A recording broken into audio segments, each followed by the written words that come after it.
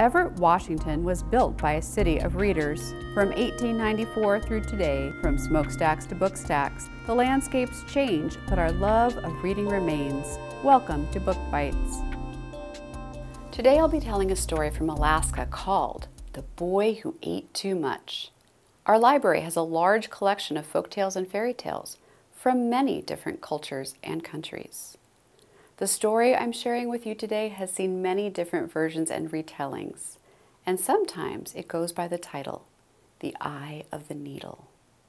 Once there was a boy who lived in an igloo with his old grandmother. This boy was always hungry and always begging for more food. One day, the last of their food was eaten, so his grandmother sent him down to the beach to search for something to eat. The first thing he found was a tasty young salmon.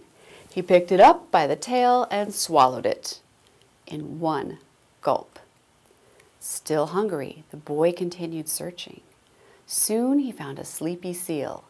He picked up the seal and he swallowed it in one gulp.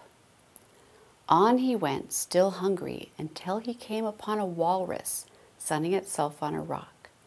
So he picked up the walrus and swallowed it down too, in one big gulp. The boy still wasn't satisfied, so he walked and walked until he found a whale stranded on the shore. The boy lifted up the whale and swallowed it in one huge gulp.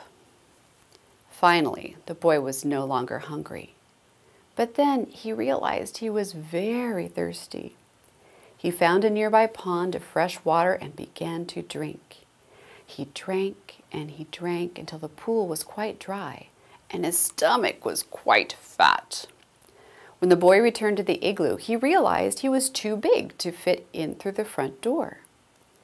His grandmother sat inside, mending her boots with an ivory needle. "Come in through the window," she said. The boy found he could just squeeze his head through the window. So the grandmother said, "Come in through the smoke hole." The boy climbed to the top of the igloo and was able to squeeze his head and shoulders through the hole before he became stuck. So his grandmother held up her ivory needle and shouted, come in through the eye of my needle." The boy tumbled through the tiny hole in her needle and onto the igloo floor. The old grandmother saw how swelled up he was from eating so much. She shouted, "Watch out! Watch out for the oil lamp!" But the boy stumbled and fell, and the burning lamp leaped right for him. The old woman barely had time to fling herself out the door. Kaboom! There was a sound like a mighty clap of thunder. When all again was still, the old grandmother peered inside the window. The boy had disappeared, but there inside the igloo was a deep, dark lake.